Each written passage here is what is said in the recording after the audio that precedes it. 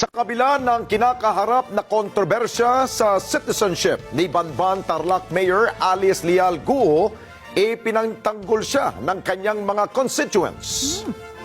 Kaya naman, pinulsuhan ng Net25 News Team ang mga residenteng nasasakupan ni Mayor Guo kung saan pinapalagan po nila itong mga aligasyon laban sa kanilang mayor. Kaya naman pakiusap pa ng mga residente doon, huwag dikdikin ang kanilang alkalde sa itinuturing nilang maliit lamang na kasalanan dahil nakatutulong naman ito sa kanyang nasasakupan. Actually, noong nagre-research kasi ako ng mga impormasyon patungkol dyan sa mayor na yan, ay meron akong isang comment na nabasa, na isang comment na mukhang galing naman sa isang Filipino maka-China. Well, sinabi lang naman niya na ang patungkol sa mga issues regarding sa mga espiya ng China dito sa Pilipinas wala naman daw talaga na katotohanan.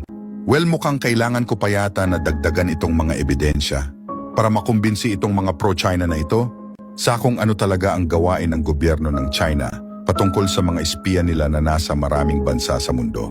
Example na nga itong si Xue Huapeng o tawagin na lang nating siyang Peng. Well, para pala sa mga hindi nakakaalam, ay itong si Peng ay isang Chinese na nakapagtapos ng engineering sa China at naging naturalized US citizen. Yes, mga kapopong, isang Chinese na nabiyayaan na maging US citizen. Pero yun nga lang, dahil na-discover kasi ng gobyerno ng Amerika na ito palang si Peng merong ginagawang hindi kanais-nais sa gobyerno ng US. At alam nyo ba kung ano yon? Well, yun lang naman pinaniniwalaan o di umano ay itong si Peng ang isa sa mga inutusan ng China para magbayad sa ilang agent sa Amerika na mga agent naman ng US na merong access sa ilang mahahalagang documents na pinakatinatago-tago ng gobyerno ng Amerika. Pero buti na lang dahil nabisto naman itong gawain ni Peng ng US government.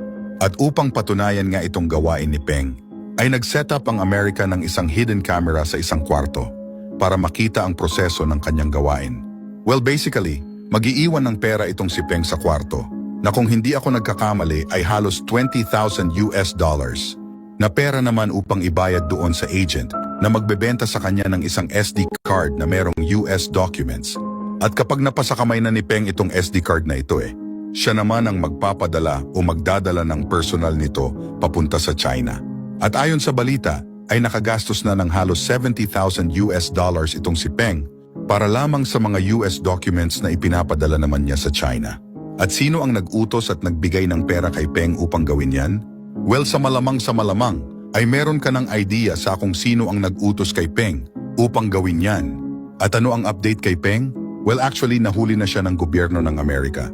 Well, kaya't kung sa Amerika nangyayari ang operation na yan, na kung saan ay merong inuutusang mga Chinese na manghimasok sa gobyerno ng ilang bansa sa mundo, what more pa kaya dito sa Pilipinas? Na masasabi nating parang medyo may kaluwagan, di ba? Well, kaya't huwag na kayong magtaka ngayon sa kung bakit merong ilang senador dito sa Pilipinas ang hindi mapakali dahil sa ilang Chinese na pinaghihinala ang merong koneksyon sa gobyerno ng China. Well, anyway, dumako na tayo sa next topic. Well, gaya nga ng sinabi ko noong isang araw, ay actually wala naman talagang masama kung ang apelyido ng isang businessman o politiko dito sa Pilipinas Chinese ang mga apelyido nila. Pero ang problema kasi ngayon, sa kung bakit maraming mga Filipino ang medyo tagilid patungkol dyan sa mayor na yan, ay alam nyo naman siguro kasi ang ginagawa ng China ngayon sa West Philippine Sea. Yes, mga kapopong, yung emosyon nga ng mga Filipino patungkol dyan sa ginagawa ng China na yan, ay mas lumaki dahil naman dito sa issue sa mayor na ito. Pero ang malaking tanong ano nga ba talaga ang problema sa politiko na ito?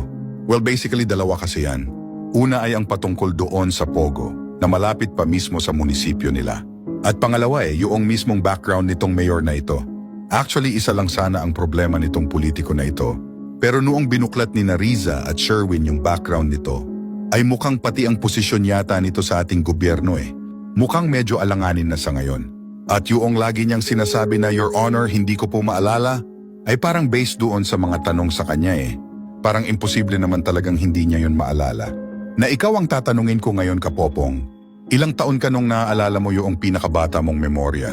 Well, kung ako ang tatanungin nyo kahit noong 5 pa ako, ay still meron akong mga bagay na still naaalala ko pa rin hanggang sa ngayon. At para malimutan mo yung mga bagay na masasabi nating mga importanteng bagay rin sa buhay mo parang imposibleng ang mga yan ay hindi maalala nitong politiko na ito. Well, may point naman, di ba? O sinasabi niya lang ba itong mga katagang, Your Honor, hindi ko po maalala. Ito ba ay dahil isa ito sa mga strategy niya upang hindi saguting ang mga bagay na posibleng makapagpalala pa sa sitwasyon niya ngayon?